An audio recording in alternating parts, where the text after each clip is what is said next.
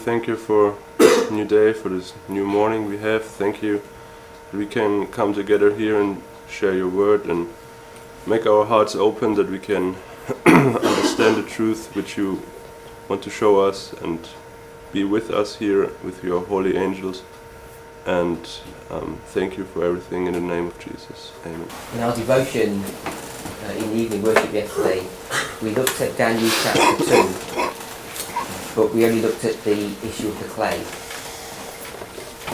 And I felt that it ended up getting slightly rushed. People had quite a few questions. We ended up spending about an hour afterwards going through it again with a few of us. So I just wanted to just go over that material again briefly. So you've got an opportunity to ask some questions now, or you've had time to think about it overnight. So does anybody have any questions before we just go in? Sorry? Someone had a question? No, not yet. I'd like to throw a comment in.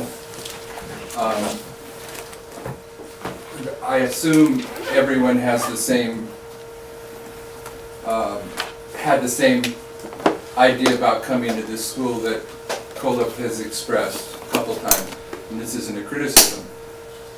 He wanted to come here to learn the new stuff that's coming to life, and all the staff here, we appreciate the new things too. You know, we've been able to watch it happen. It's been a privilege, it's been solemn, it's been a responsibility. So we understand why everyone that comes here wants to partake of that. But we've also watched throughout these trimesters the Lord's providential leading in things. And if you look at how at least my presentations began here, they were being more, I was more presenting the things I was presenting in response to things that were happening. Okay, I was letting the Lord kind of to guide. And I'm understanding now, and this is a settled conviction in my mind, that one of the things that's being taught at this particular class is not only the prophetic message, but I'm still of the mindset that everyone here is coming to learn to be teachers. They're not coming just to be students. And you'll never be an effective teacher, in my mind, unless you have an ability to also analyze other teachings and pass judgment on them, whether they square up with the Word of God.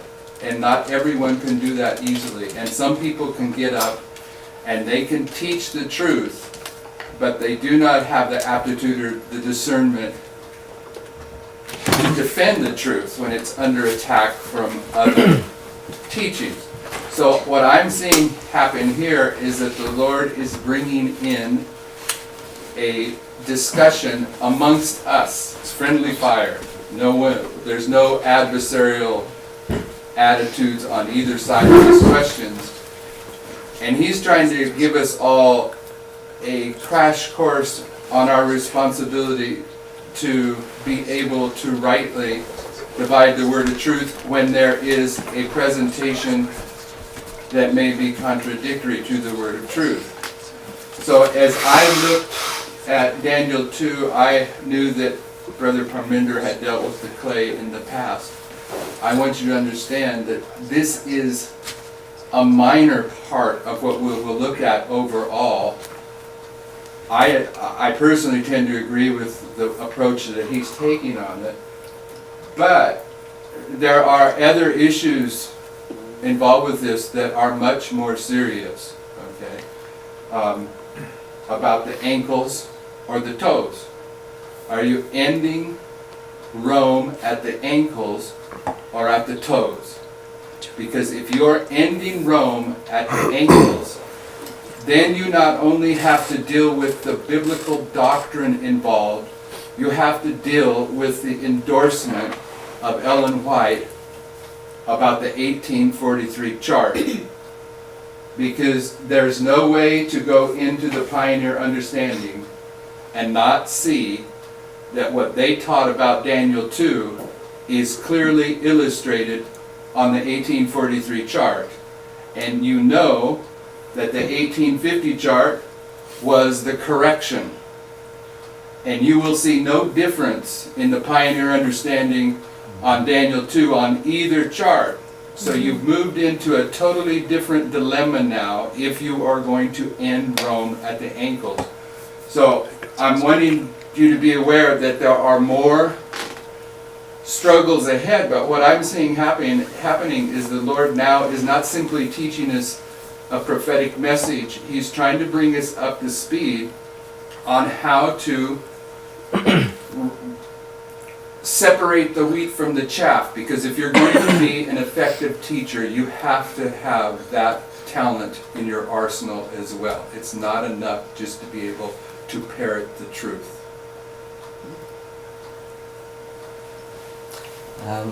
Got another handout.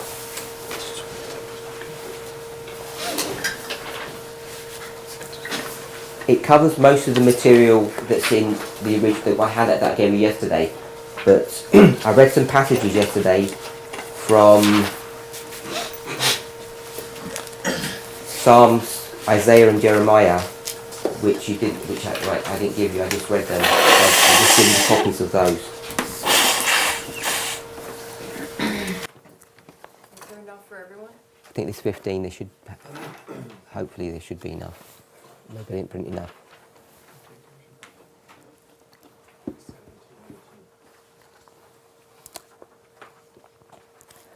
So, just looking at this sheet here, one you had yesterday, I think it's labelled page 20, it gives you from verses 33 to 45, tells you what Nebuchadnezzar sees in the dream, and then what Daniel is going to interpret that, and I put it into two columns. We read from verses 33 and then into 41 to 43 yesterday. So just to recap some of the points that we brought up, the first thing is that in Daniel 2, you see a mountain and a stone which stands juxtaposed to the statue. So there's this comparison between the mountain and the statue. And this is clearly identified as God's kingdom.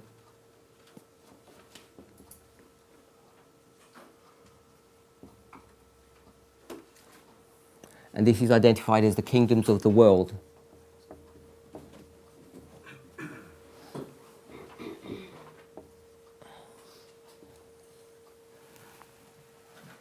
So whatever is in this statue is part of Satan's kingdom. It's not part of the kingdom of God. And that's one of the primary arguments about when you go and look at this clay, whether or not you're going to try and define this as some kind of good clay going into bad clay. You know, don't we go off the premise that Israel was the kingdom before Babylon on like a worldly level? So if we're going off that premise, technically Israel would have had to be Satan's kingdom as well, because technically they was before Babylon on that side.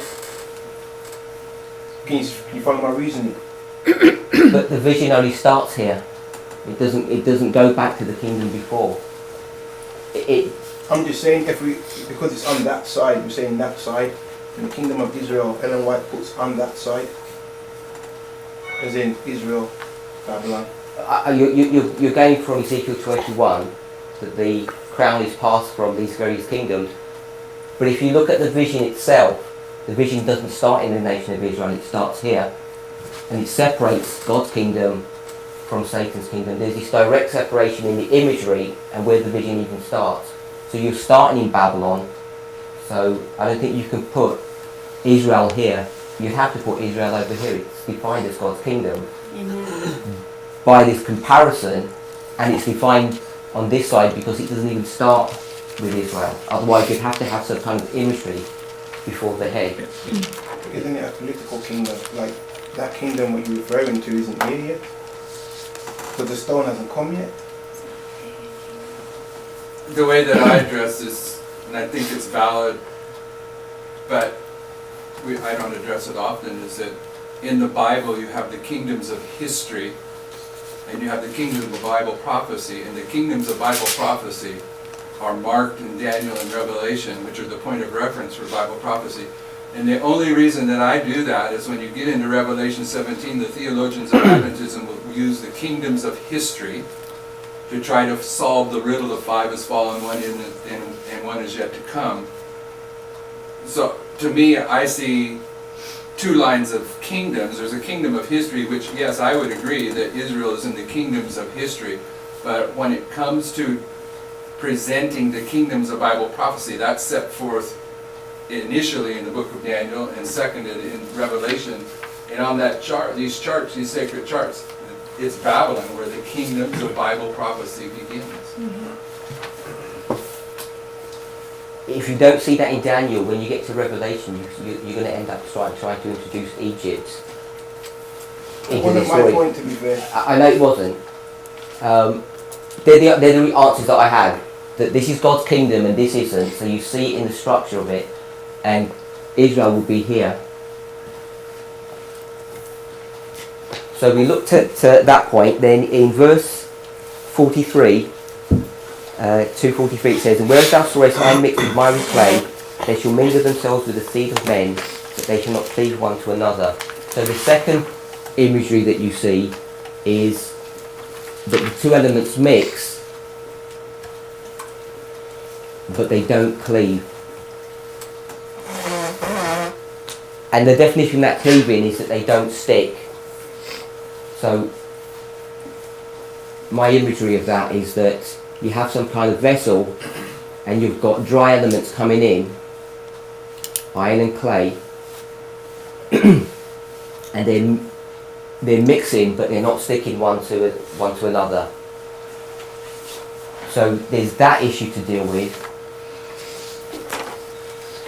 And then we looked at the actual wording of the clay.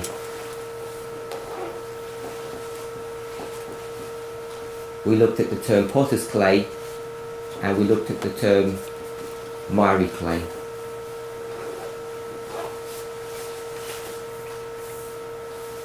And when it's defined here as clay, one of the definitions is a potsherd, which is either a vessel or a shard, which is a broken piece of pottery. And the normal definition for miry is wet, sticky, muddy clay, but when you look at its root, it's dust or dirt which is ready to be swept away.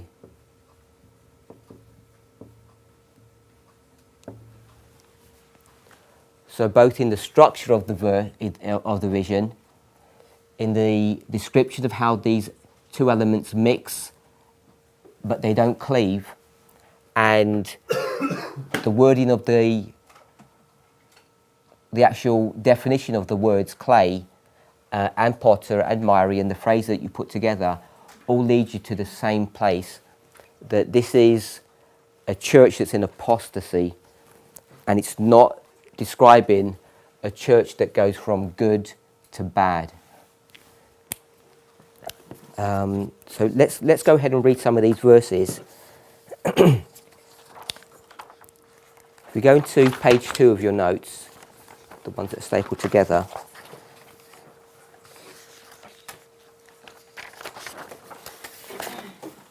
and we read, let's read Isaiah 29:16.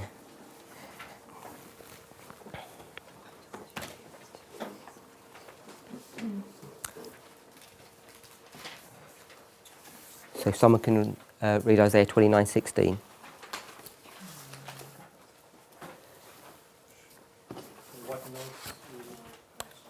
This is the staple ones that you had yesterday. Surely your turning of things upside down shall be esteemed as potter's clay. For shall the work say of him that made it, he made me not? Or shall the thing framed say of him that framed it, he had no understanding?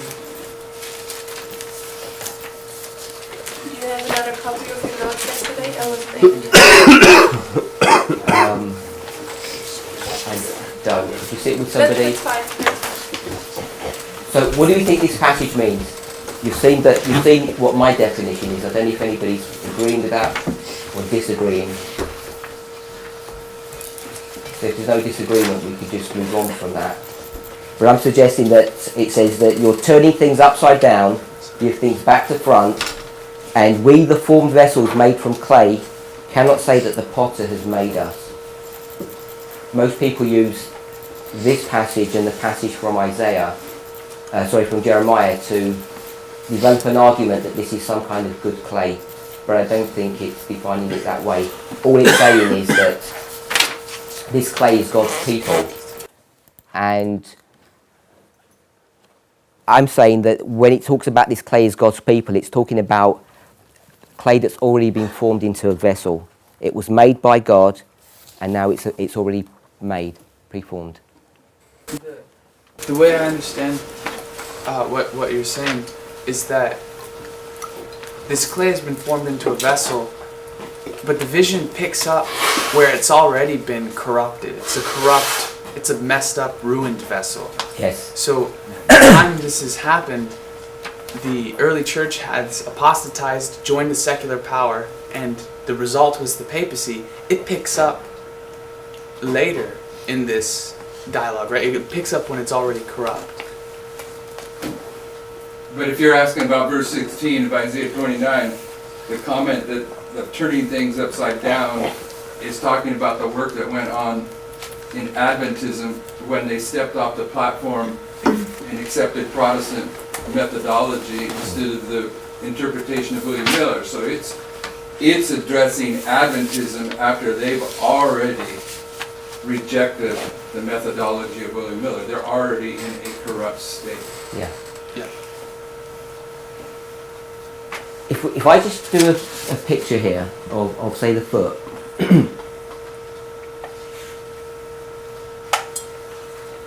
and I'm marking this as the papacy. This is statecraft and churchcraft, iron and clay. If these are pieces of iron in a matrix of clay, one of the arguments that people bring forth is that when you take, at the sermon that we did on Sabbath, I tried to bring forth the point, the dilemma that you have when you take a story out of the Bible and you try and get a prophetic narrative from that it's trying to teach you something. Sometimes there's, at one level, some contradictory issues going on.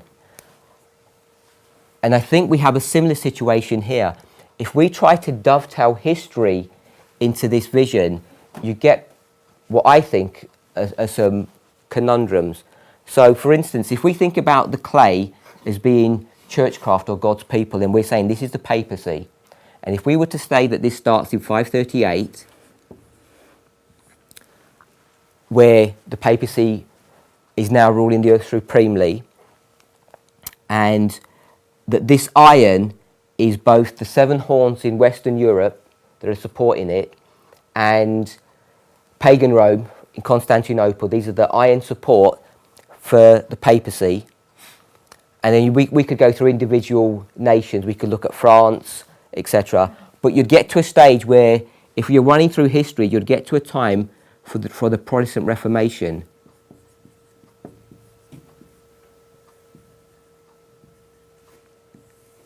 And when you look at least for a part of that history, you know that the state that's supporting the papacy is Germany. But in the Protestant Reformation, you have a church that's coming out and separating itself from the papacy. Now, you know, according to Revelation 17, and history teaches that, sometime later, before you get to 1798, the Lutheran Church is going to be reabsorbed back into Catholicism. They may still call themselves Lutherans, but they've gone back to the mother church. They're now defined as harlots. So historically, if I just put here and I put Luther here, you know that Luther is representing God's people historically. And I think part of this issue about when it goes from potter's clay good to bad is this dilemma that we're trying to dovetail history into this prophetic image. And I'm saying that Luther, in the way God's trying to portray this vision, if we call it a parable, is that Luther wouldn't be here. He's historically here, but prophetically, he's here in this mountain. He's part of God's kingdom. And if you're not able to discern between the separation between God's kingdom and Satan's, and try and put every piece of history into here and try and get it to work, I think the parable, the vision doesn't work. It begins to break down. And that's what's part of the problem when people try and make this good clay. They're looking at history and trying to introduce history into this way, into this form. And I'm not saying you're not supposed to introduce history, because if I put 538, I'm introducing history into here. But it's not in the way that the vision is trying to show us what's happening. It's trying to show us there's these two separate elements. Does that make sense? One thing that Brother Jeff constantly told us, we do not let history define prophecy. We let prophecy define history. Yes. So it sounds good when we say that, but people will say Martin Luther is a figure of prophecy as well as a historical figure. But for me, to put him here does disservice to what the vision is teaching, that I would be putting as God is purifying his people. Because if we're going to take this to the end of the world and bring the chosen to the 10 kings, then you've got, after 1798, you've got Protestantism coming into this story, and then you've got the Millerites coming into this story, and then you end up having the Millerites in here. So as God's trying to draw out these people, the Church of God is here. And you can see this when you go to Revelation 12. Revelation 12, you see this woman who's fleeing into the wilderness during the 1260. But in Revelation 17, you see another woman. So you see these two women, these two churches that are coexisting at the same time. And I think when you bring that truth, you see that there are these two churches, these two systems that are running parallel one to another. And to try and put the woman of Revelation 12 into this foot, into this clay, is like trying to say that the woman of Revelation 17, the whore of Babylon, is the same as the woman who ran into the wilderness. Well, why would you do that anyway? Why would you do that? That would make no sense. In Revelation, it would be hard to do that, although some people try to do that. They try and make that woman something else. But Daniel 2, maybe some people some people do that, and I think that's what's happening here.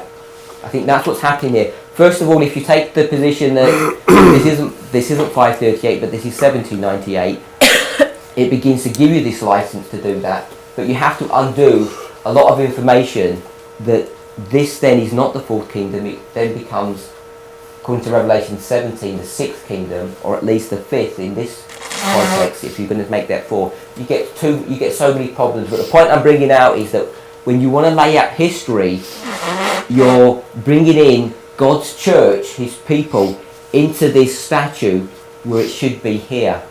And I think it's an incorrect application of trying to merge history with prophecy.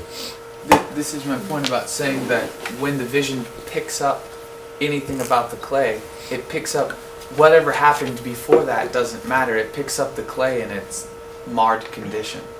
It's picking up the clay at a position in history which matches with what you're saying, the kingdoms of Satan. Mm-hmm.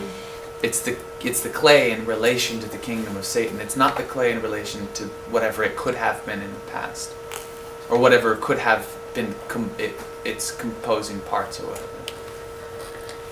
I understand what you're saying, but when it's expressed that way, you end up coming to the position that clay, historically, when you go back and back, it was good. Because when you say that we're picking it up at a point where it's corrupt, that means you could pick it up a point further back when it wasn't corrupt. And so it seems to me that we're going to try and introduce a historical narrative into this statue. And for me, I want to totally disengage. I'm saying this clay that's introduced here was never ever part of God's kingdom. Yes, it's the papacy. Yeah, this was. That's what I'm saying. Yeah, this was the tear that was introduced into the field. It was an enemy has put this element into God's church, and historically, it looks like God's church fell away and it became corrupt. And you can develop that historical narrative for sure, but you can develop it in the way Daniel 2 is in here, because you see that there's this church, this mountain, that's going to become so corrupted, God's going to cut out his pure people, and you get this separation between good and bad. So, I think we're saying the same thing, but I think, yeah. I think we are too. Brother Parminder, could we also explain that there's a line of prophetic truth and there's the counterfeit work that the enemy's doing to stop that work? What do you mean by that? Who do you identify as the enemy in that statement you're making? Well, the enemy would be Satan and the kingdoms that he's running and the people that are under his rulership. Yes. There's a constant warfare between gaining over subjects. You know, the Lord is trying to win subject back to restoring them back into his image, and Satan is trying to keep them into his kingdom. And how do you see that playing out in what I just said? Well, I look at the statute according to what Brother Jeff said. You know, when we said you overturn, it just like repeats itself from the top to the bottom. I don't get stuck in that. I've never really looked at it that way. Okay.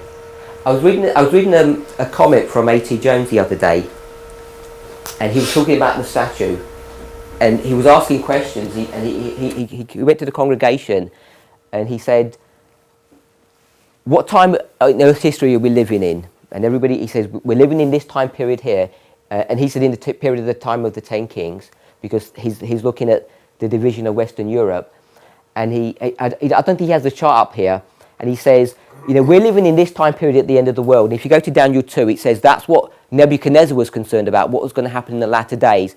And all the focus on Daniel 2 is in this area here. And he asked the question, he said, how many of you can actually name the 10 horns of Daniel 7? Who can name them? And it was a rhetorical question. He answers it himself. He says, none of you can even answer the question. He says, we're all experts on Babylon and Medo-Persia, we know dates, history, but the time period in which we're living, very few of us have a good grasp of what's going on. We don't even know who these nations are. We don't even know the history in which we're living, but we're experts of past history. And it was a rebuke to God's people that he says, you know, maybe we shouldn't focus so much about the past. We should focus about what's going on that's relevant to us prophetically. So I agree with you, and I'm not saying it in a derogatory way, but often we look at Babylon, Medo-Persia, and we're experts on that, but we haven't spent a lot of time thinking about all of these things, and that's part of the reason why there's this varying views about how do you actually grapple with these toes, because the more you look at it, the more you see that they're not that straightforward.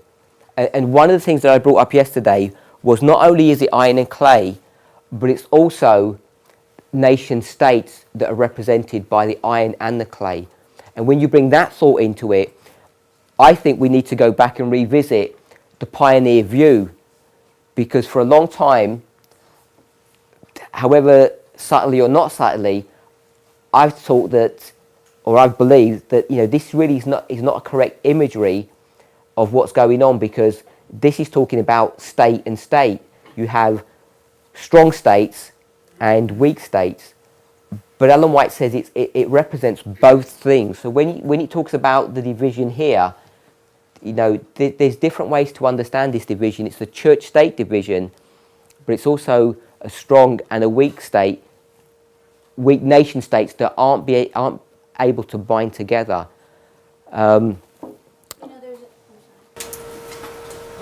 I understand Tanya's point, I think, because Satan's system of worship is a counterfeit of God's system of worship. but I would hesitate to say that Daniel 2 is a counterfeit of God's kingdom.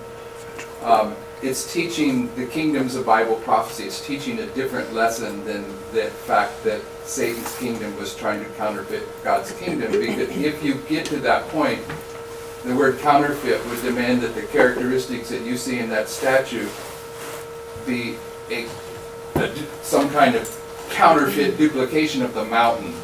Okay, you got to go in and now find all the characteristics of that statue in the mountain.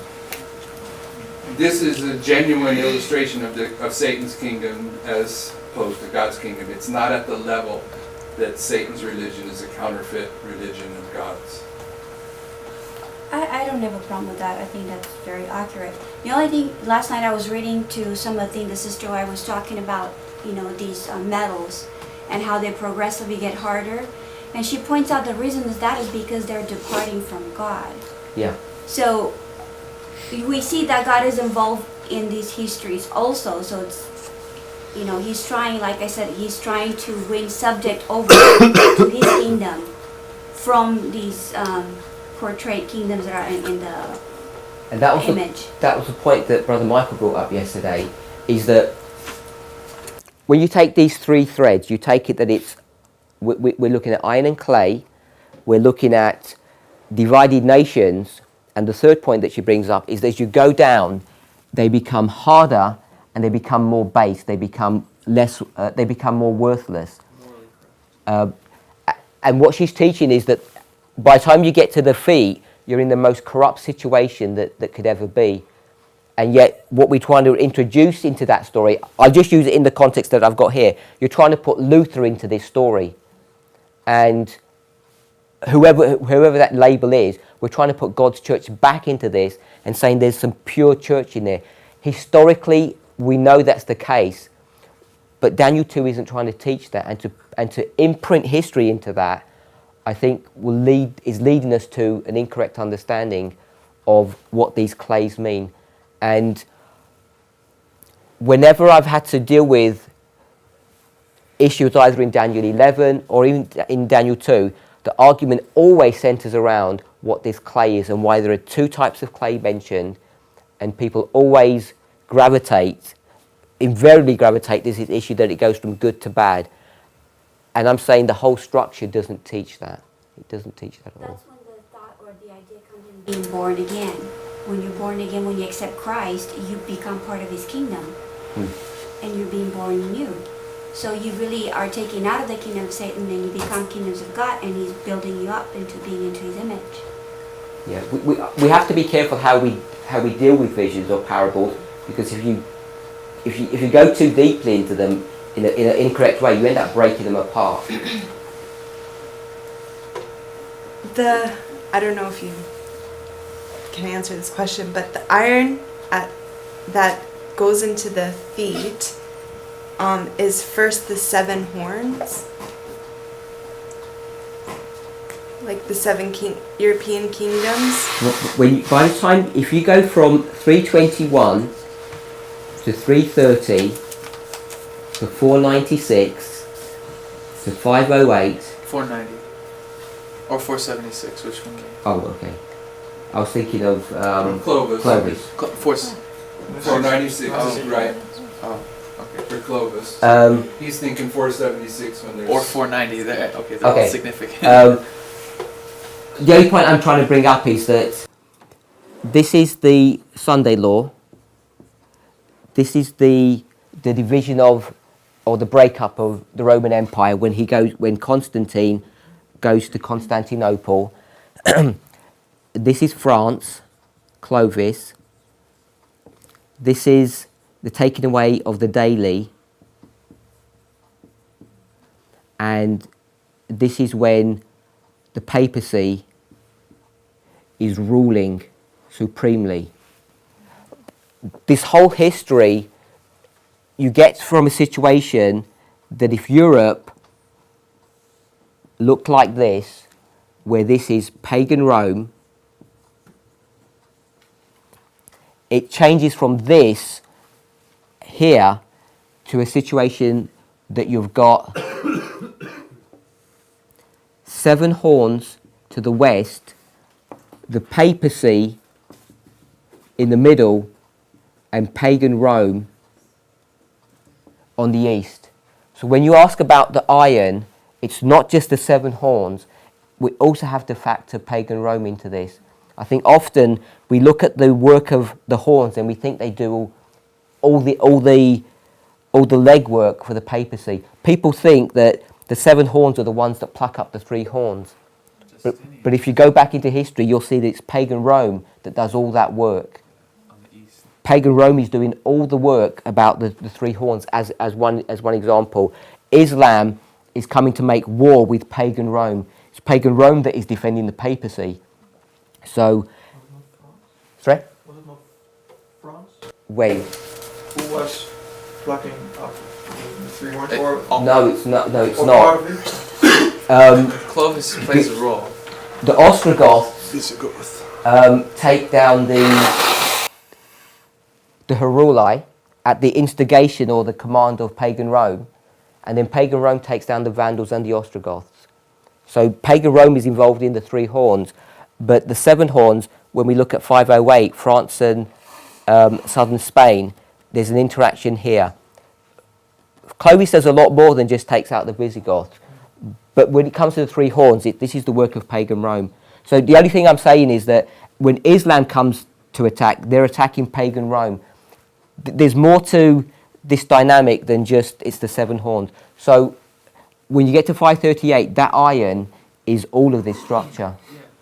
It's not just divided into 10 parts, it's also divided into 2 parts. That's why to bring in the date 330, Rome was split, and then Western Rome was split much more, broken up. But like you said, Justinian issues the decree that even makes the papacy able to be the supreme ruler. And Justinian's in the east. So the iron, you're saying that the iron represents papacy and pagan? No. Let me say it really as clear as I can. that Eastern the iron Rome. represents Eastern Rome or Imperial Rome sometimes works to make a distinction because those 7 European nations Iron also 7 were pagan. Yeah. But when Constantine moved to Eastern Rome, that becomes the political authority of the Roman Empire.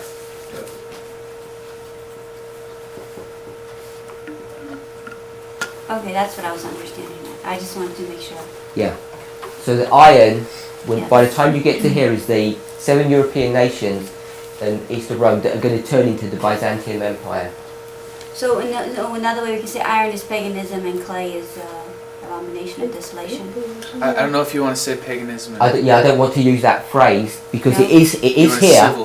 Civil. It is here, but as you go through history, you're going to start introducing the United States, and if we're going to identify republicanism as paganism, I don't know if I think that's a different narrative because you're introducing terminology that comes from Daniel 8. So what I'm saying is, at one level, because you've got the daily and the transgression of desolation or the abomination of desolation, you've got paganism, papalism, 2 desolating powers. But this is statecraft and this is churchcraft. Right. Sister Alison. Did you say that Islam had come on the scene to take down papal Rome, but pagan Rome defends papal Rome? Yeah, the role of the 7 trumpets is to punish Rome or anybody, but it's only Rome that makes Sunday's laws. It's to punish an empire that makes Sunday laws. So in 321, when pagan Rome makes a Sunday law, you get the 4 trumpets of Revelation 8 that come to punish it. Then when you get 538 and there's another Sunday law introduced by the papacy, then the next 2 trumpets, the 5th and the 6th, are going to be brought to bear upon the papacy to punish it. But just geographically, there's no way that those trumpets can come and attack the papacy because it's boxed in and defended by Eastern Rome on this side, but it's also the 7 horns on this side because Islam is going to go through both straits. It's going to go through the Straits of Gibraltar and the Bosphorus Straits. That's why southern Spain has got this Islamic heritage because they try to go both sides. historically, you can't develop an argument on that, but prophetically, their aim is to come and punish the papacy. And we know that Islam doesn't succeed in that. It fails in its task because it runs out of steam, and then France has to do that work for it by the time you get to 1798. I'm trying to reflect what I thought Sister Tiffany may have been getting at. The pioneers will teach us that when you get to the iron and the clay, that lines up with the tenfold division of Western Rome. Yeah. But your teaching is that when you get to the iron and clay, there's basically 9 entities, 7 nations of Western Europe, papacy, pagan Rome. Is it acceptable to view those 9 entities as the 10th? How do you justify that? I don't know that she was exactly asking that, but that's inherent. The little that I've read from the pioneers, when they know, because they know historically you're going to go from 10 to 7. I think that's pretty well laid out. What they don't do is they don't get bogged down that there is 10 toes but only 7 nations. What they say is that 10 is then becomes a symbol. It doesn't become a literal number of 7 that they're grappling, that you've only got 7 nations at their end of the world, but the prophecy says 10. And I used to get bogged down in that issue, and one of the things I would say would be that we know that the pioneers were incorrect, because at the end of the world, in fact, from 538, you've only got 7 toes. If you're going to use that image of Daniel 7, and we know we've got 10, so I would say that they're wrong in their understanding. But now I'm beginning to see that their thinking wasn't that they got bogged down in this 7. They're just still looking at as 10 being a symbol of these nations who are now going to be ruling till the end of time, because what they would do is they'd get Revelation 17 and overlay that. And all we're doing now is we're just separating those two things and saying one was a historical fulfillment and one is a future fulfillment. But they would just overlay them together and they'd make into one fulfillment. So when they're back here and they're in this time period here in 1798, they know fully well that there are only 7 horns left, but they still see these 10, and they would say things like, and we're living in the time period of these 10 toes. So I don't know if that's answering your question. They're not addressing the issue that you go from 10 to 7 as a prophetic waymark. They're still saying, prophetically, we're still in the 10 toes because there were 10 horns. The fact that 3 of them were plucked up, I don't think they say it destroys their understanding or their interpretation of this dream. So the pioneers did place the starting of the feet with the iron and clay at 538. Not prior at 321 when there was 10 and they were... I've not... It may be in the record, but I've not read explicitly where they're going to detail this exactly. They don't. Prior to 321, there wasn't 10. Yeah. Prior to 321, it was one kingdom. Oh, okay. Yes. And After 321 is when it starts to crumble into 10. Yeah. But by 538, there is now just 7. Yes. So you said you know that they place it at 538? No, I said that I know that how they don't ever address where that distinct Where it line is, is. And in fact, if you look at the 1850 chart, and this might just be human, whatever, but it's a blend. It's not just iron, straight line, clay, and iron. It merges into this. It blends into that. So it's a progressive history. If you take this timeline that's here, there's a timeline, it does direct you because you've got 500 and 600. 538 would be around here. Okay. So However, that timeline puts Christ in the wrong spot, but... Yeah, but yeah, I think this timeline is for the statue. Oh wait, no, that image Christ is is in correct. the right That's spot, statue. yeah. I have my chart shows the brass incorrectly. The bronze. That one shows it correctly. Okay. Well, actually, the grease, I'm sorry about the grease actually is supposed to go all the way down to the ties. Yeah, I see. So But it's incorrectly mine marked shows there the on legs, that color. particular one. It shows grease going all the way Because to the according knees. to Daniel, grease goes all the way down to ties, not to... Okay. My focus is here. I haven't looked at that to see if it lines up. How did you? I don't think they're explicitly telling you whether it's 321 or 538. But the impression that I've received is that they're saying that this is pagan Rome and papal Rome. That's the essence, that they don't get bogged down into... Historically, they'll teach you all of these dates, but when it comes to the image, I don't think they're saying at the ankles it's a specific date. What they do a great deal about, they're addressing a different subject that contributes to this, is they argue that the two legs cannot represent pagan and papal Rome. And if you're going to approach it that way, then you have to view them, according to their logic, as parallel kingdoms that run through history at the same time, because the legs are separated, divided from the very beginning.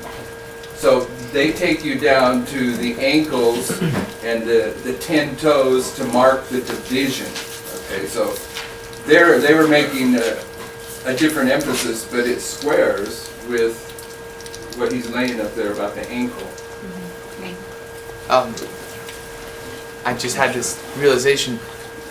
We have to be careful what chart we're using, because I have the exact same chart that's been enhanced, the colors and everything, to make it more vivid so you can see everything, and the writing has been written in a font that's readable. And if you look here, the Pioneers put a timeline on the left-hand column, and that timeline lines up with the information. But in the enhanced version of the chart, that timeline's null and void. It doesn't line up with the image, because what they've done is they've taken Grisha, where you see Grisha, and they've extended it throughout the entire thighs. So they've made the whole thighs this color, and what it does is it throws it off, because you see on the left-hand side of that timeline, if you get time to look at it, there's a little cross where Christ was crucified in 31 AD, and it lines up on that chart, but on my 1843 chart, it doesn't line up. So we have to be careful that we need to use the correct... Should not be changed. It should not be changed. Let's quickly just go to Daniel 7. In Daniel 2,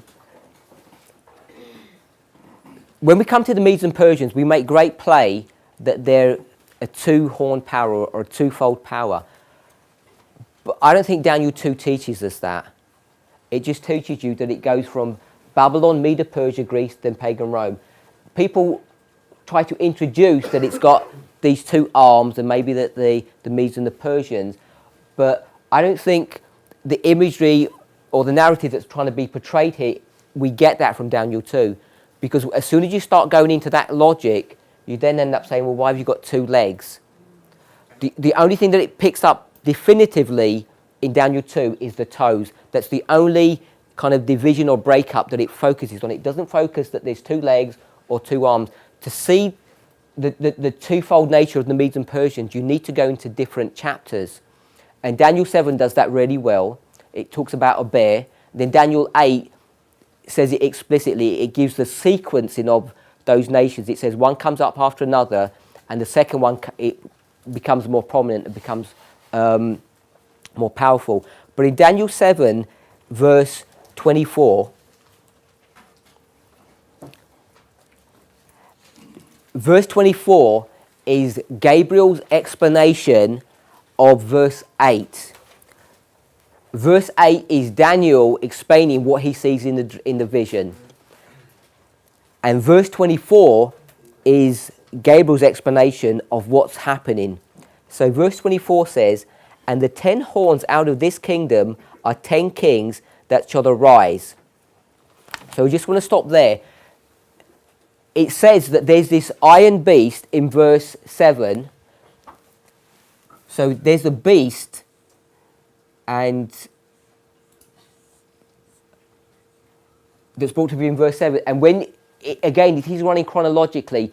Then it says that it has 10 horns in its head. But verse 24 says, and the 10 horns out of this kingdom are 10 kings that shall arise. And that arising is giving some historical narrative that first you have the beast and then you have the horns. That they happen in that sequential order.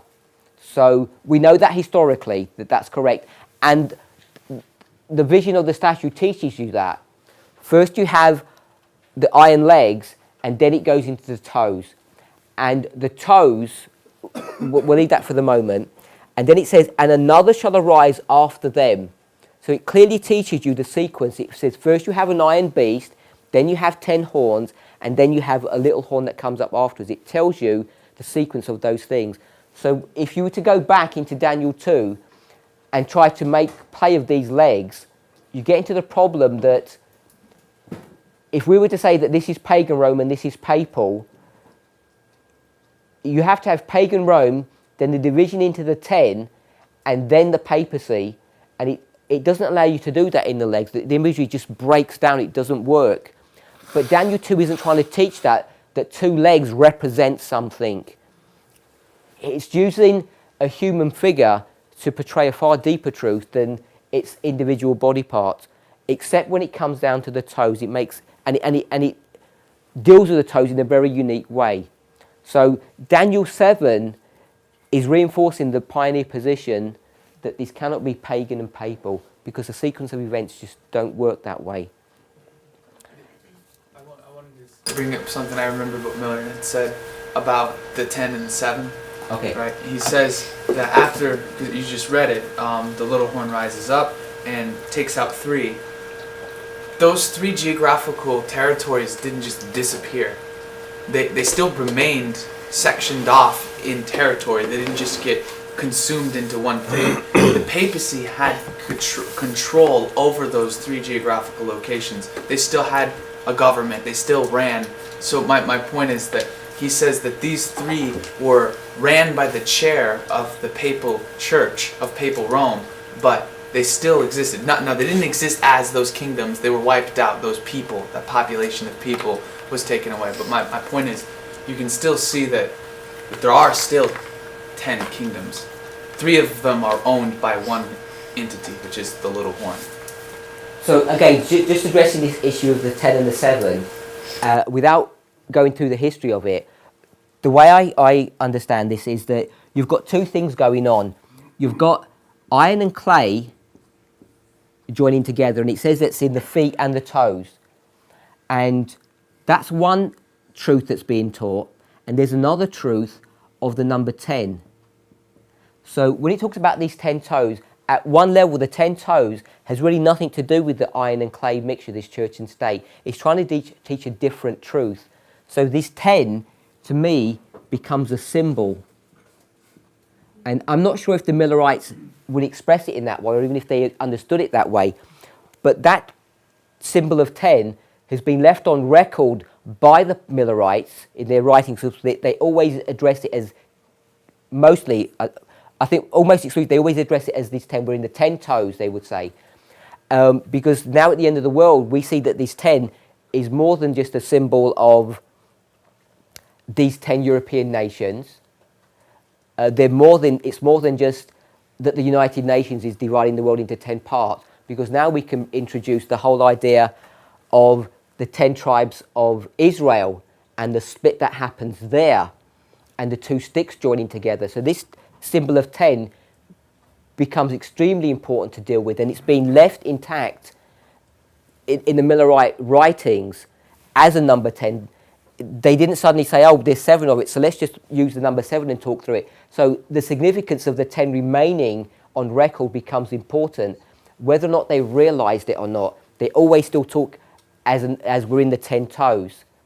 So they don't get bogged down in the history of it. And I think prophetically, they've left us a record that I don't think we've appreciated enough. That we just say, oh, they just talk about 10 and it doesn't really make much difference. But they're showing us that this 10 really is an important prophetic waymark, and we understand that, even though we may not have realised what they've left for us. Yeah, I just want a bit more clarity and the pagan Rome being the armies of Rome, because I had the understanding that anything that came under Rome, their national religion was Catholicism. So I'm kind of marry up what you were saying, Byzantine Empire was not Catholic but pagan. So if you can share a bit of history on that. Let's go to Daniel 11 verse 31.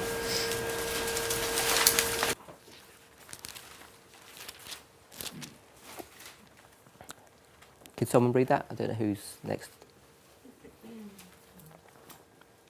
Oh, you can read it. Go ahead. Arm shall stand on his path, and they shall pollute the sanctuary of strength, and shall take away the daily, and they shall place the abomination that maketh desolate. Before we go into that, I just want to recall that what we did. We went into Daniel 7, and I said there was an iron beast, followed by 10 horns, followed by a little horn. It shows it in sequence. So this is one of the arguments to say that you can't have two legs being pagan and pagan. So I'm just going to rub that out, just reminding us of that. So the question you're asking is the interaction between these parties and how they can be the army of Rome. How can one be pagan? How can the Eastern be pagan? Is what he's asking. So it says arms shall stand on his part. This is a parallel passage. So this is 11:31, and it's a parallel passage to 8:12. And in 8:12 it's called a host. And this arm is going to do three things for it, it says in the verse. It says they're going to pollute the sanctuary of strength.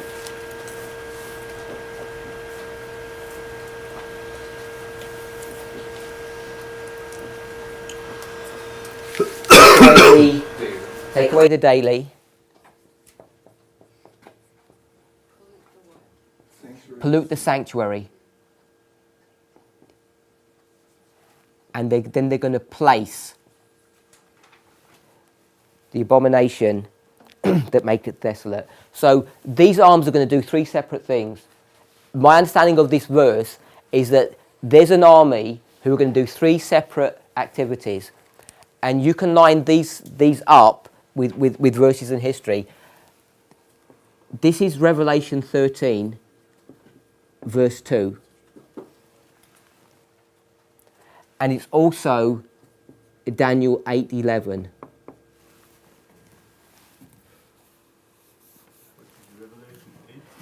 Sorry, 13:2.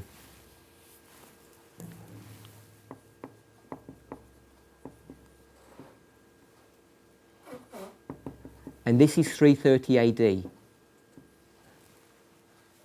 Right here.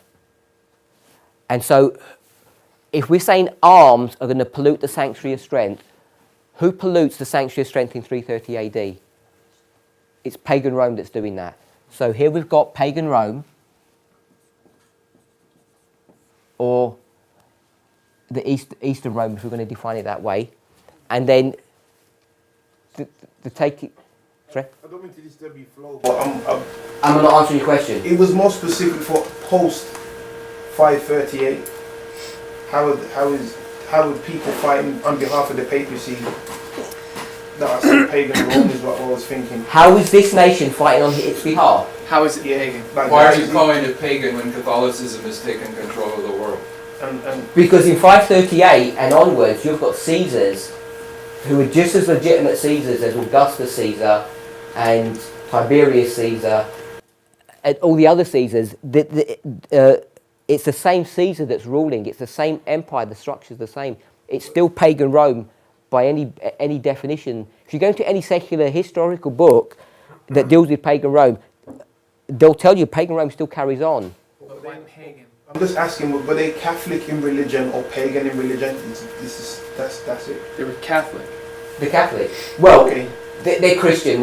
Is that what you're asking? I'm just Because we know that Constantine, when he switches, he becomes a Christian, and in the year 533, Justinian is going to make a decree that he has no authority to make. Because when we go to Revelation 13 verse 2, it says 3 things are given by the dragon power. 2 of the things it owns, it has the ability to give, but it gives a third that it doesn't have any right to give. When he's saying pagan Rome, he's just addressing it's the same empire that had been existing. It's just Rome. Yeah. He's not. I'm not identifying the highlighting religious element of it. That's why I say some people, when they address this, instead of calling it pagan Rome here, they'll call it imperial Rome. Okay. So people don't stumble over the religious connotation of paganism that has been taken away in 508. That may be what he's Basically, yeah. To me, that's part of the dilemma that we have. When we have the threefold union of the dragon, the beast, and the false prophet, we know that they've got a religious element and a political element. And you have to deal with each of those issues, but imprint over that you've got a church and a state relationship. So people sometimes struggle that if we're going to run through here and in 1798 we're going to, and onwards, not from 1798 but onwards, we're going to say the United States becomes, well, at the time of the end from 1989, the United States are going to be the ships and the chariots for the King of the North. That's state support. So the United States is iron, the United States is a state power, but we talk often about it being apostate Protestantism. So even though with the false prophet it's got Protestantism and republicanism, when we talk about the relationship between the United States and the papacy, we're talking about its state support of the church. So that's what I'm bringing to view here, that this is a state system. This is not a religious element that's being introduced here. And what you can see here is that you've got a threefold union, which is the same threefold union that you see in Revelation 17. And Revelation 17, all you're going to see is the beast power, or those heads, which are identified as state, not church. So why do we need to have the one and the three? Why can't it just be one thing, which is a state support? Why do we need to say, well, there's 7 heads here, and that's the state support, and then there's pagan Rome or imperial Rome there, and that's state support? For me, you have to go into Revelation 17 because this is the parable, or this is the prototype of the end of the world. We know that, and at the end of the world, we make great play of this, don't we? The dragon, the beast, and the false prophet, the relationship between the United States and the United Nations, the king of the 10 kings, all of that dynamics is all being portrayed in the history of the 1260. So without understanding that, what you end up doing is Revelation 17, maybe it's not, I don't know if it's totally correct to say it this way, but Revelation 17 becomes guesswork then. Because the dynamics of who is who, what it represents, how the interaction between church and state, and these three elements, the answer that you come with, I don't know if you've got a good position to base that upon without some previous example, because you need to go back into history, and that's the focus of the methodology that we use. And if you don't understand the history that's being brought to view here, I don't think you can understand the history at the end of the world clearly. Brother Marco. Oh, Jonathan. Sorry, I had lots of hands up. I just wanted to say that, as far as I remember, sorry, Catholicism is just another form or Christian form of paganism. So, in concern of the religious part of It's just baptized yeah, it's just baptized paganism. But this was 5 minutes ago, so never mind. Just addressing that issue, I don't. At one level, we're supposed to get all these visions and bring them, one on top of the other. But at another level, each vision is teaching us something different. And the issue of paganism baptized into Christianity, or however you're going to phrase that, to me is the issue that's brought to view in Daniel 8. And then I would be looking at this issue of what actually is Catholicism and what does it pick up from paganism. I'd be looking in Daniel 8 to define that. And I don't think Daniel 2 is dealing. In fact, what Daniel 2 is doing, it wants to separate that. It wants to say that Catholicism is not paganism at all. It's got nothing to do with paganism. It's actually, if I can say it this, it's a legitimate Christian religion. It legitimate in the sense that it fits all the criteria of being a representative of of Christianity, because that's what clay represents. Now, is it? I'm not saying it's a genuine church. It's got all the characteristics of being in rebellion and ready to be destroyed. But I don't think it wants to merge paganism with papalism. Daniel 8 does that for us in a really nice way. This is trying to make the separation clear. Because if you did that, if you made Catholicism into paganism, then they're not doing anything wrong getting into bed with the state. Because pagan religions can do what they want. They're not under any control.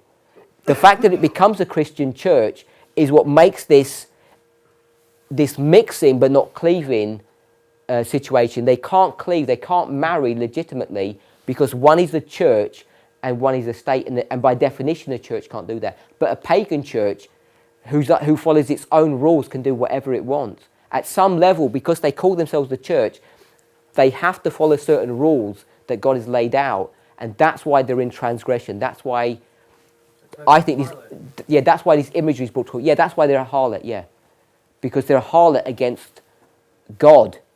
But if they were pagan, they wouldn't be a harlot. So yes, they are dressed up paganism, but I think that's a different narrative.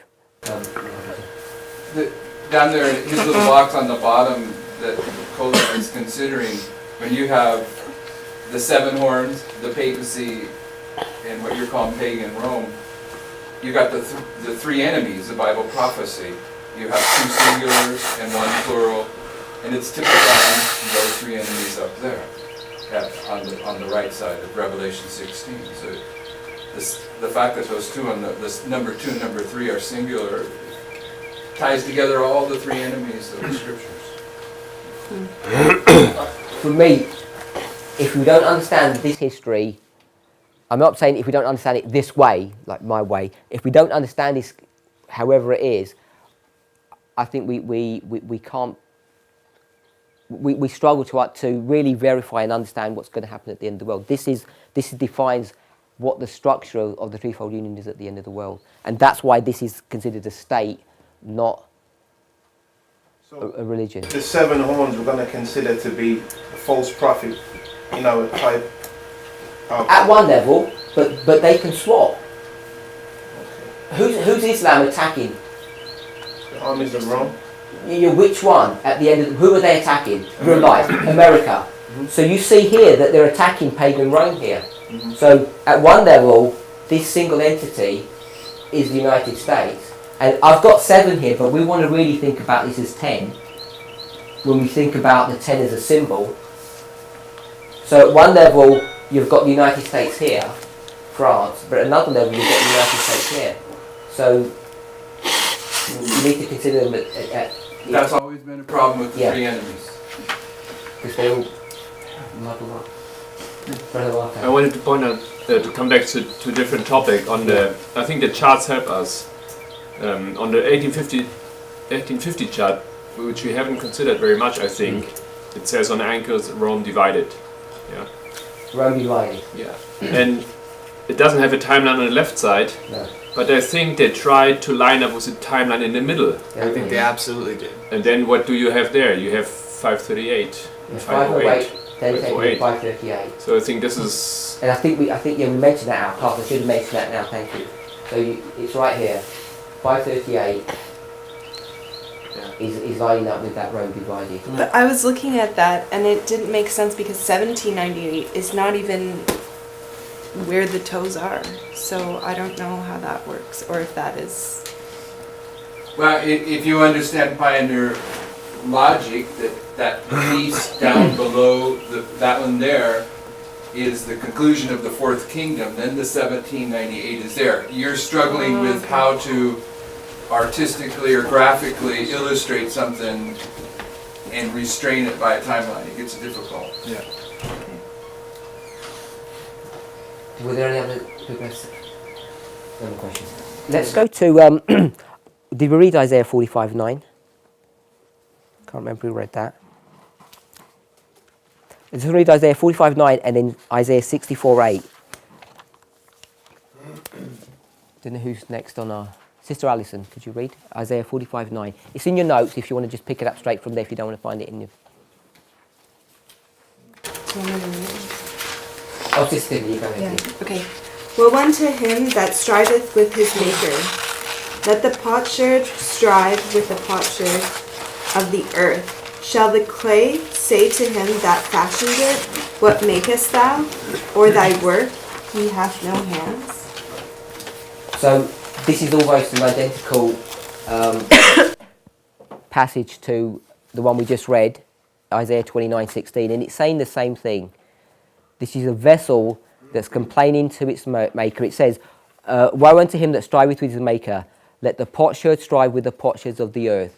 So if you want to argue about anything, just argue with another person on earth. Don't argue with your maker, because he's the one who makes all of those rules. And it uses the word potsherds, which is vessels, and then it says, shall the clay say to him that fashioned it, or fashioneth it. So this clay that's being used here is a vessel that's already been made. It's not this imagery of clay on a potter's wheel.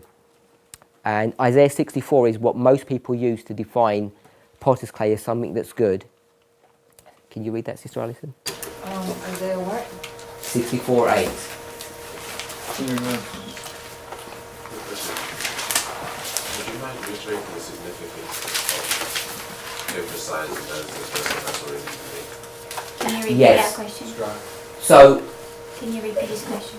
his question was, can I reiterate the point that it's a vessel that's already been made? The significance of And why is that significant? Sister Alison. But now, O Lord, thou art our Father, we are the clay, and thou art potter, and we all are the work of thy hand. So all Isaiah 64:8 is identifying that clay is representing God's people, which everybody agrees on. But again, it's talking about where the work of thy hand, it's clay that's already been made. So wherever you find any pertinent verses that deal with this issue, it's always going to lead you to vessels that are pre-made. And those passages that we've just read are a parallel passage to Romans chapter 9:21, which I think we already read. Isaiah 29:16 and 45:9 is what Paul is referencing when he gives his narrative in Romans 9:21.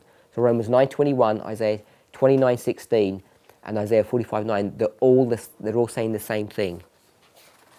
So in the notes that I gave you today, some of it's on the second sheet, which should be, I think, page 23 in your notes. I think it's listed as page 23. The pioneers had the same view of the threefold union with the seven horns, Byzantine Empire and the papacy.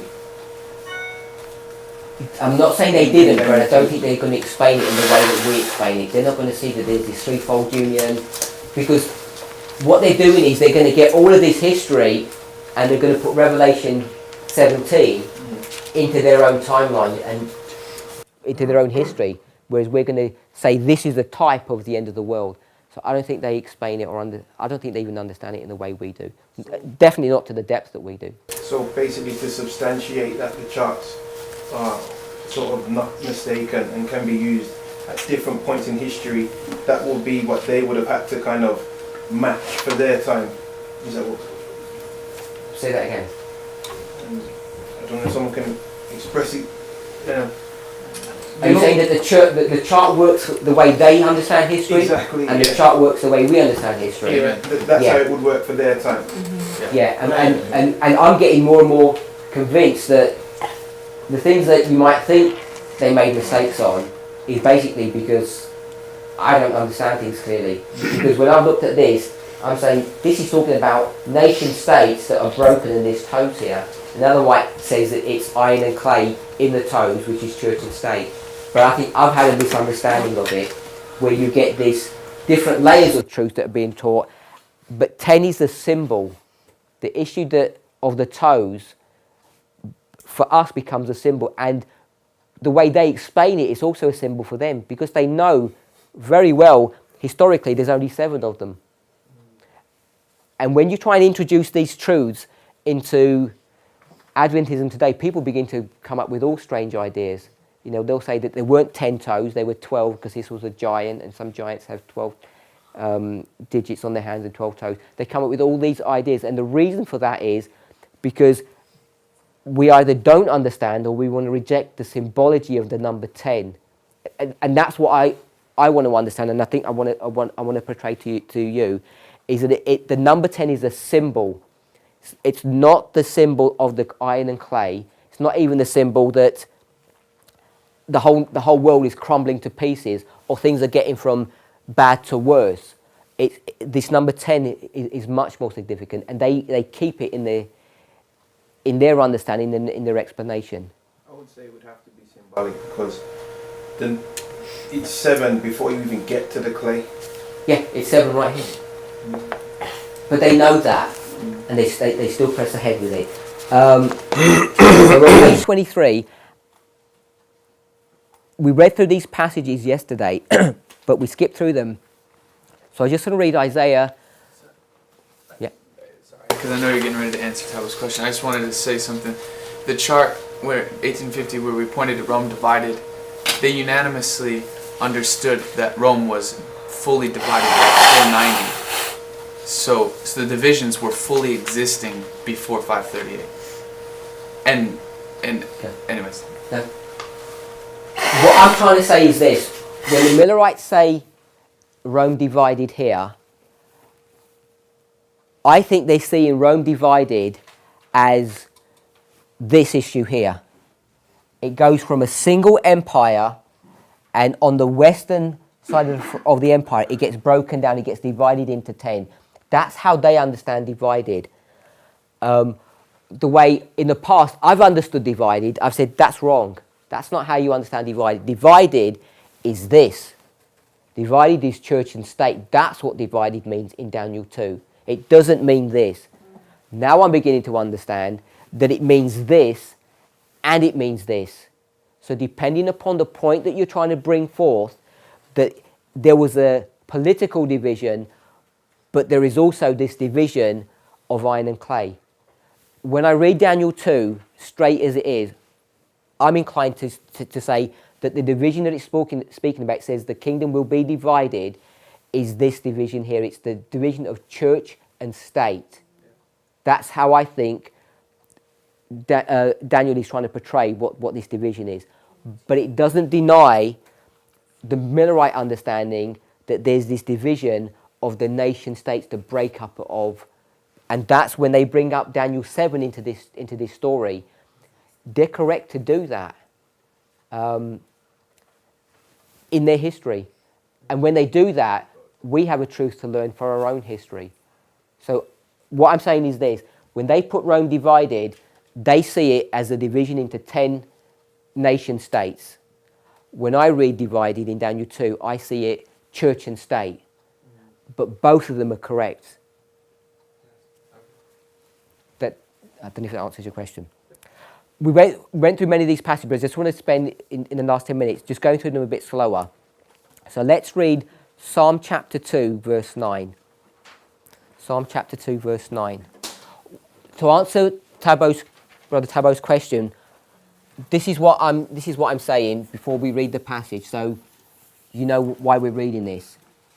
When you go to Daniel 2 and you see potter's clay and miry clay, beside all the structure that you can see of what it's trying to teach you, it's trying to show you, let me put it this way, all the verses that talk about clay that have any relevancy to what we're talking about, talk about clay as a vessel. All the Bible verses do that. But in Daniel 2, it's not that kind of a vessel. It's a vessel that's been broken into small fragments or shards. This is potter's clay and it's miry clay. The difference between potter and miry, God is trying to show us that there's a corrupt church that's going to come to judgment. The miry clay is pointing us to judgment. The potter's clay is leading us to it's a corrupt church. The reason, even in the imagery teaches you that, because if you had a clay that looked like that, you wouldn't be able to mix them together. You have to have broken pieces mixing together. And if we want to make this wet, sticky clay, which is often how it's portrayed in some images, you get problems because it says that they're not cleaving. So I'm saying that potter's clay and miry clay are the same clay. They're trying to define that it's an apostate church ready to be judged. And you can see that in a word study of Daniel 2, that it's this type of clay. So that's why it's important. And the verses that we're going to read now demonstrate this, I think. You think that you try to draw there? What is that supposed to be? Which bit? It's just the vessel. It's like a a cup. Or some kind of container or a dish. Oh, okay, something Put a like handle on it. Alright, I couldn't figure that out yesterday either. Okay. Psalm chapter 2, verse 9. Thou shalt break them with a rod of iron, thou shalt dash them in pieces like a potter's vessel. So here we see a destruction by a rod of iron, and it's going to break this vessel into small fragments because of rebellion that's going on here. Psalm 2:9 is the same passage as Revelation chapter 2:27. So as soon as we see that they're parallel passages, then we can go to Psalms chapter 2, and we could then do a study on Psalm chapter 2 and put it in a historical context, because Revelation 2:27, so Revelation 2:27 is the church of Thyatira. So someone read 2:27. And he shall rule them with a rod of iron, as the vessels of a potter shall they be broken to shivers, even as I received of my Father. So we know that this is the time period between 538 and 1798, Revelation 2:27. And here you see that there's this corrupt church that's going to be destroyed, that's brought to view here. So it has some historical and prophetic context in 2:27, but it's showing the same idea that when you see this vessel, it's a vessel that's being destroyed or broken up by God. Isaiah 30. We'll pick up from verse 9.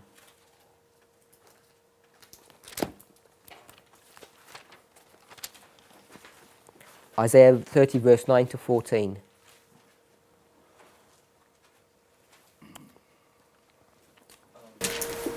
That this is rebellious people, lying children, children that will not hear the law of the Lord, which say to this... Oh, just one verse. Yeah, that's right, yeah. Which say to the seers, see not, and to the prophets, prophesy not. Unto us right things, speak unto us smooth things, prophesy the signs.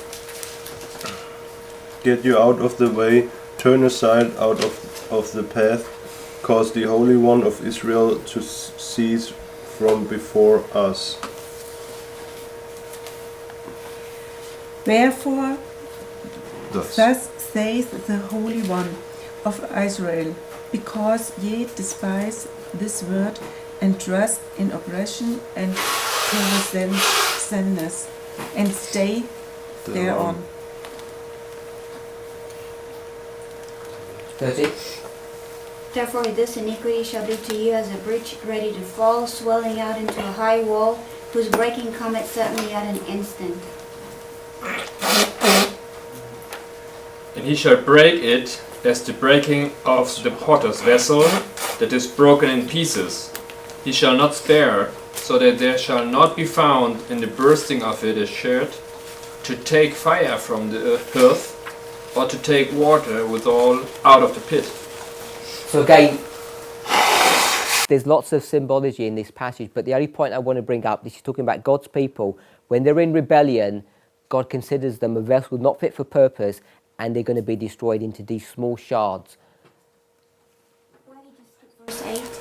Sorry, you could read verse 8? I think that's the beginning of the whole sentence. I just don't understand why you skipped it. It's not germane to the potter's vessel. I thought that it was all brought in the whole point because of what they did.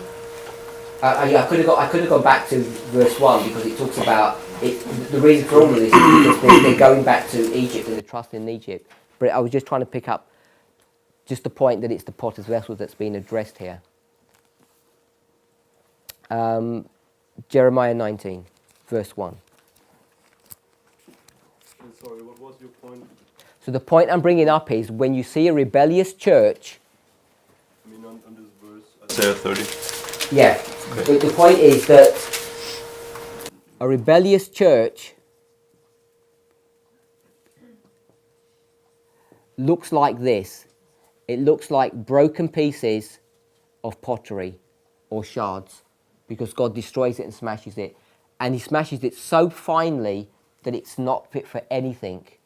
So that's the point of Psalm chapter 2, Revelation chapter 2, and Isaiah 30. A rebellious church looks like this. And when you look at the potter's clay in Daniel 2, it too looks like this. So these are verses that I'm saying, this is proof texting, that you go to these parallel passages and you see when you get the definition of this kind of clay, it's defined as a rebellious church. And that's the very definition of the clay that's brought to view in Daniel 2, that this potter's clay therefore must be a church that's in rebellion. It's not, doesn't have any goodness in it. And you can see this in all the ways that we've discussed. Did that answer your question? Yeah. Jeremiah 19, verse 1.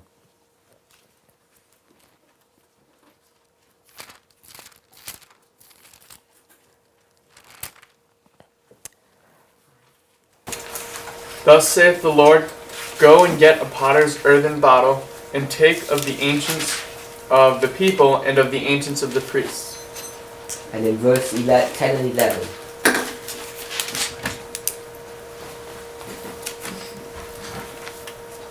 It's you again. Sorry.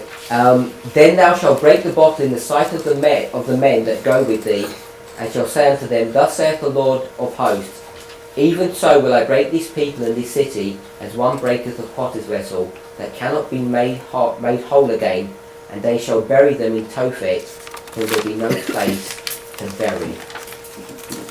So, I've given 5 Bible verses that show you that when a church is in rebellion, God destroys it. It's the imagery of a vessel that's smashed, which is the same imagery as the potter's clay in Daniel 2. Therefore, potter's clay cannot be defined as in any shape or form as being good. If it was in any shape good, it wouldn't be able to mix because it wouldn't have been smashed up. It must be dry, brittle, because it's been able to mix. And if you look at the definition, when it says partly strong and partly broken in verse 43, that word broken there means brittle if you look at the definition of it. All of it's talking about these dry shards. The pioneers understood that you go from 538 to 1798, and they're going to look at the iron and clay in the context of weak and strong nations, but we understand it to be iron and clay, but also weak and strong nations. The fact that they are in a time period when there's only 7 kingdoms in existence, they still hold to the symbol 10, which is just another truth. It's not connected, I don't think, with the issue of it being iron and clay. There are 3 things that are going on. There's states in division. In fact, we've got 1, 2, 3, and the 4th point that we said was that the statute's going from bad to worse. It's getting worse, more base, more corrupt, more spiritual declension. And then we want to introduce the example that we gave Martin Luther into this narrative, or the Millerites, and say, look, there's some good church that's going to be corrupted. Luther comes in the mountain that's over here.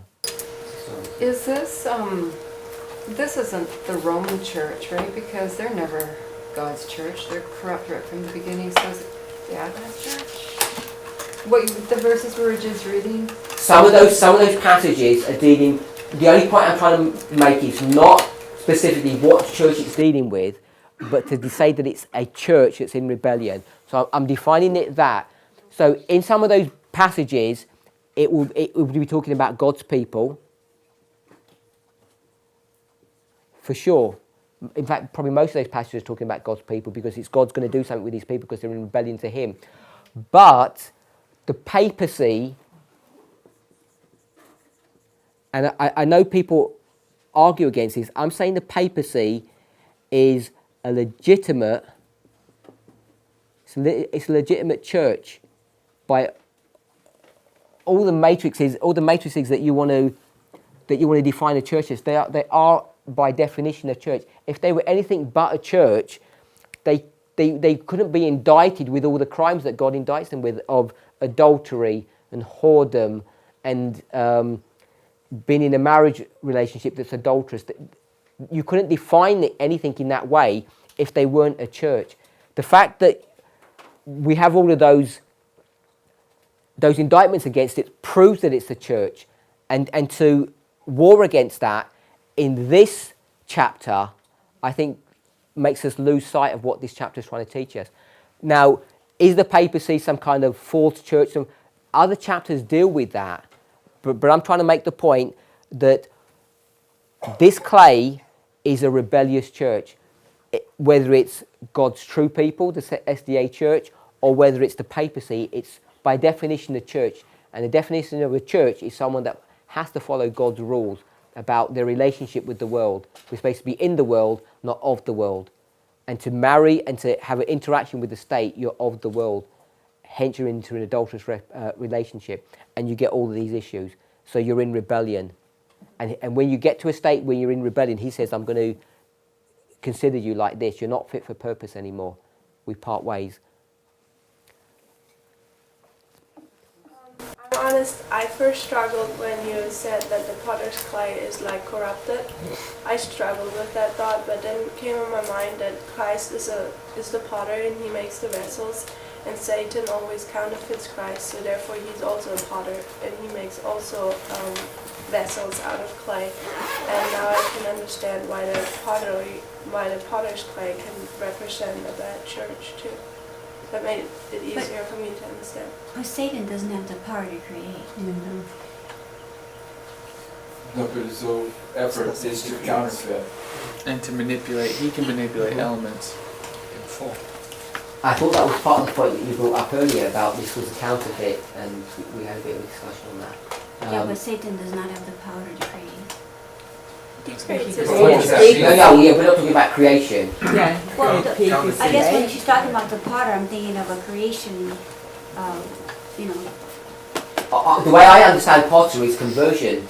You were doing something in the world. He scooped you out of the world, and he turned you for another purpose. So he turned your life around. He says your purpose was this, and now your purpose is that. Your purpose now, in a term of pottery, is I'm going to create you into a vessel to do a specific task for me. I understand that in sanctification. Conversion, you had one purpose in life, and now you've got a different purpose, and that purpose is the vessel. That's how I would say that the creation in that context. If I look at it from the literal point of view, the way you create a potter, the way you create a vessel, it has to be in a certain form in order for you to mold it and then dry it out. And once it's set in the shape, it's done. So at a spiritual level, I can see that as long as you're teachable, the Lord can mold you and reshape you in what He wants you to be. We need to stop. Yep.